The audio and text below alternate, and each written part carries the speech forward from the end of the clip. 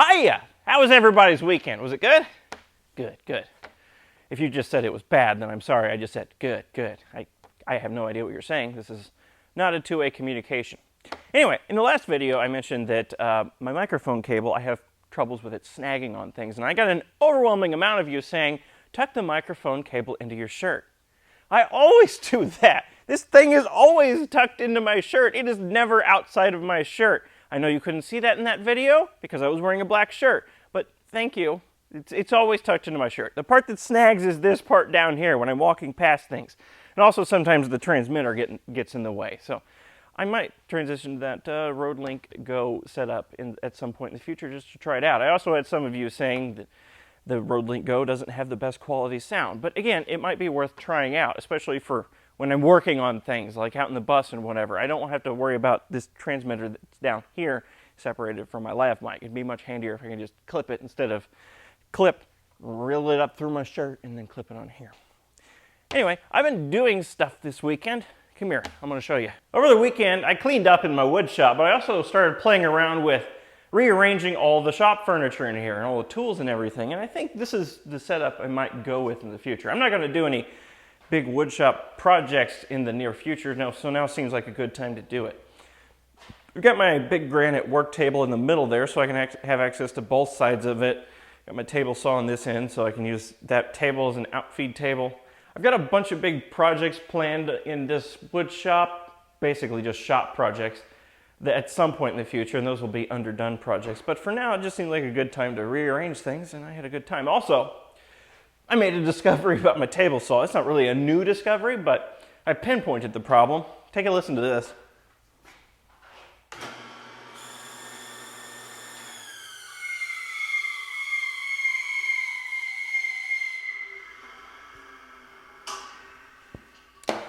I got at least one bad bearing in my table saw motor. The blade was disconnected for that. It's just the motor making all those crazy sounds, so I'll need to address that at some point. I'm probably going to take the whole table saw apart and address a lot of other things with it too, but that's for the future and that's for the second channel, so you probably don't even care about that. Let's get back to the bus.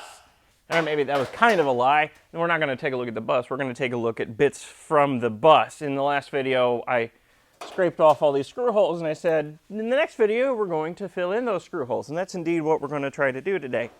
Now, I have an idea how to approach this, but first, I need to go get a tool. So, let's go on a little trip.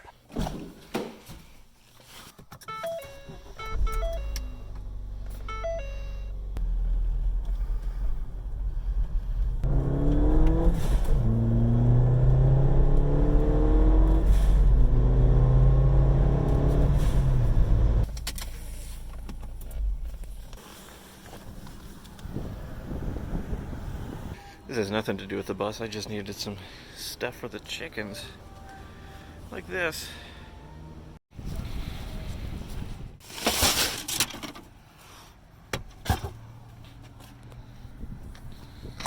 Just look how empty the highway is. Of course, this highway normally is empty, so that doesn't really mean anything. Let's pass this guy. This is where I'm coming for bus stuff. And what I came here for is this down here.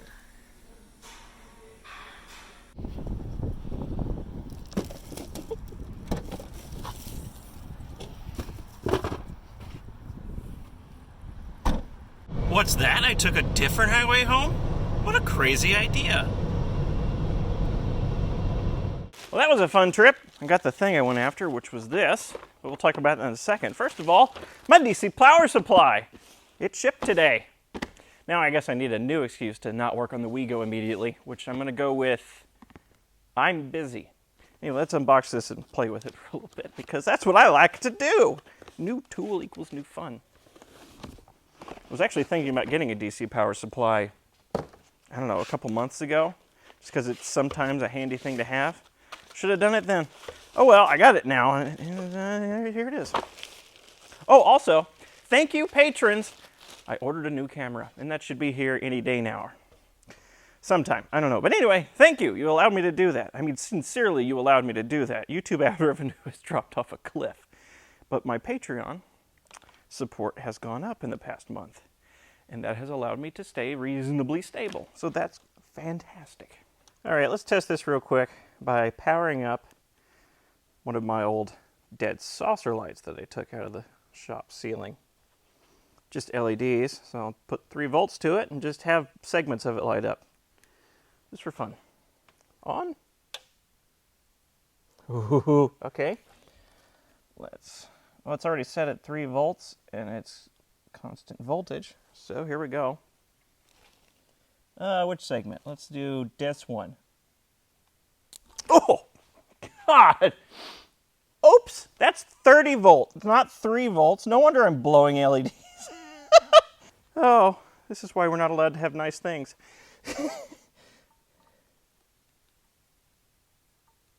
There we go.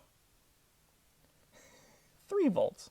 Hey, it worked. By the way, the reason these saucer lights went out, you can see here. You probably can't see it on camera. I can't see it in person either because I've got after images and I can't see anything. But this segment of 8 LEDs right here is completely burnt out. Yeah, got nothing. It's completely burnt out and everything's wired in series in here. So one segment of LEDs burns out, the whole rest of the light goes out. So that's why these 2 LED saucer lights died. But anyway, let's just play around some more. Lights! Apparently that's drawing 0.3 amps, 0.4, 0.5, whatever. I can't hold it steady enough. Anyway, DC power supply works. I got one now. Cool. I can't see very well. It's almost like I was looking at LEDs. Okay, now for the thing that I actually got for the bus. Not that fiddling around with DC power supplies. I got a metal hole punch. And the reason I got this is because to fill in those little screw holes on the sheet metal panels on the bus sides, I need a little tiny circular plate of metal to put in their place to weld in place. And that's what, theoretically, this metal hole punch will do for me. It's rated for sheet steel up to 16 gauge, I believe. And since this is 20 gauge, or maybe it's 22, whatever, it's within spec. So hopefully this works as intended and it'll create me nice little, how do you open this thing? Like that. And it'll create me nice little plugs that I can fill in those screw holes with using a welder. So that's what I'm going to do today. Well, I'm probably not going to do much of it today because I wasted my whole day going to town, but I can at least experiment with it today. Try it out and whatnot. See how well it works. All right, I've got a 1/4 inch die in here. Let's try it on this little piece of...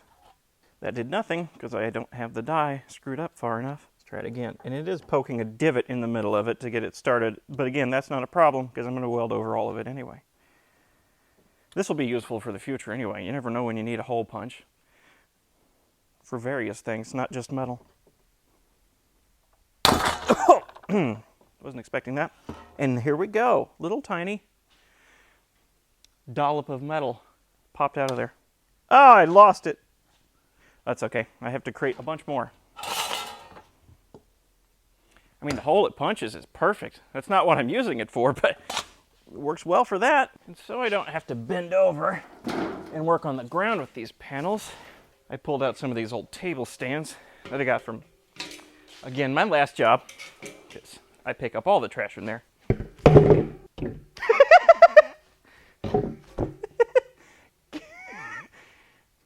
Bring burb. Chicken in the shop, chicken in the shop, unhappy chicken, chicken in the shop.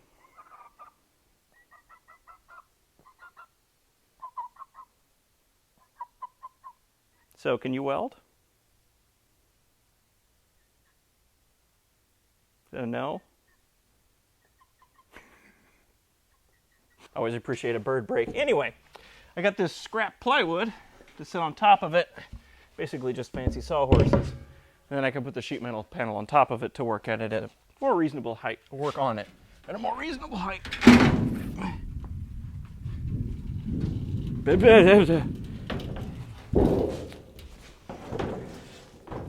All right. No chickens were harmed in the making of this video. Now, to fill in screw holes like this, I should theoretically be able to take my hole punch, this scrap piece here, punch a little hole out of it. Then use the little resulting plug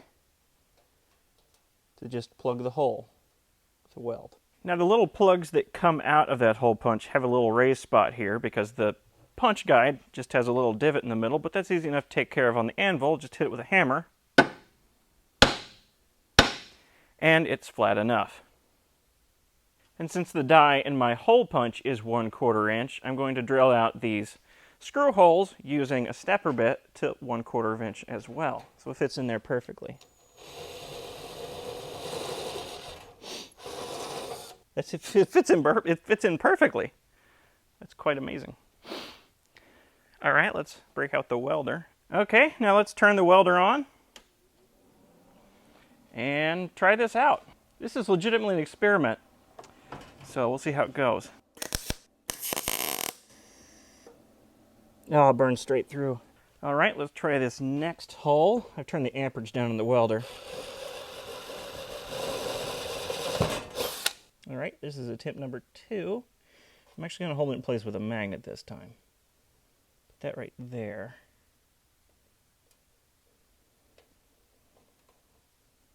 There. All right, let's try this again.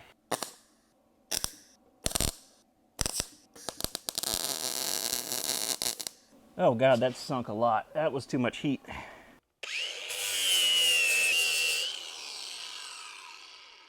So clearly attempt number 2 is drastically better than attempt number 1, but neither one of these is particularly good. I mean, I blew straight through it on the first try, and this one, I think I put too much heat in the joint and sunk it down a bit. I can fill this in with Bondo, but I'd like to minimize that. So I'm going to just keep practicing on more holes and see if I can get better at this whole plug filling thing.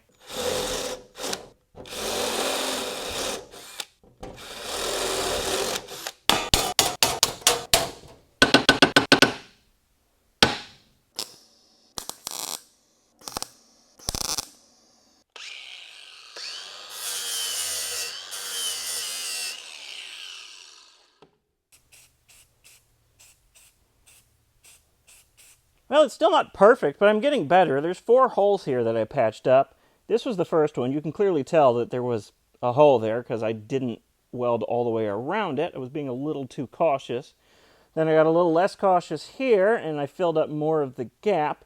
This one, I think, was the 3rd one. And the 4th one here, you can barely see that there was a hole here at all. So, all things considered, I think it's getting pretty good.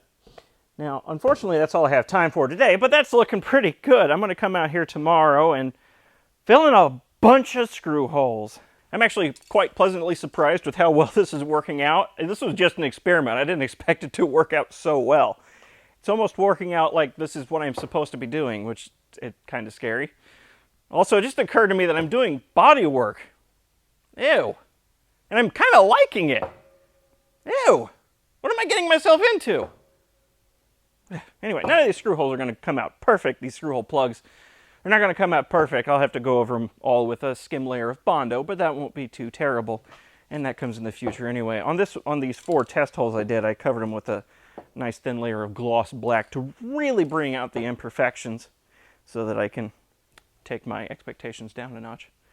But it's still looking pretty good.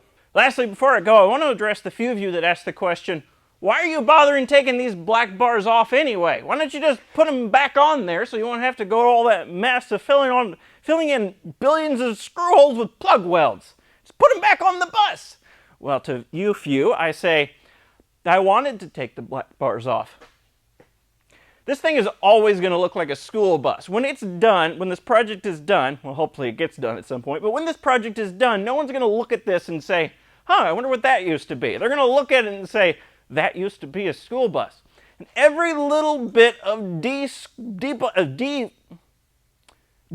busification I can do to it isn't going to make much difference, but it's going to add just that little bit more personalized touch to this bus, even if it takes a while, i.e. removing the black bars off the side. That's another little bit of de-school busification I'm doing to it. It's just a little bit of a personal touch. It's not going to make much difference in the end. Few people are going to notice it unless they watch these videos.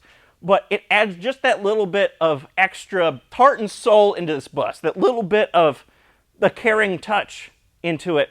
And I'm having fun doing this. I learned a new skill today. Not sure what to call that skill. Screw hole filling? Anyway, I'm having fun, so you tell me what to do. I'm going to take these off the bus, and I'm going to like it.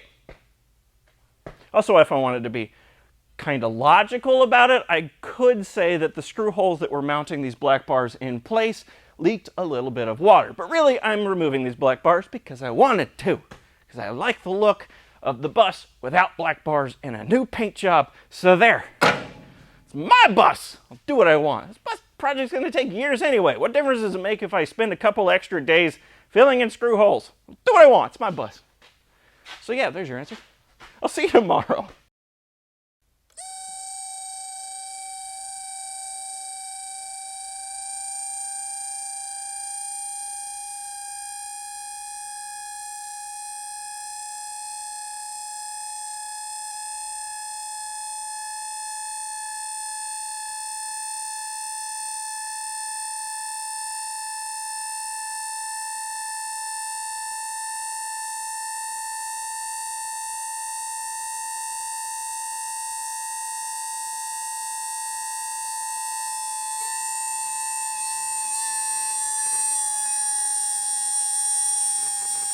Uh-oh. Uh-oh. Uh-oh.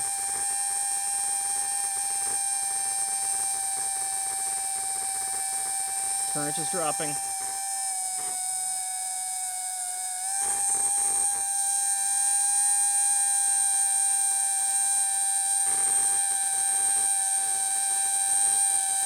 My way.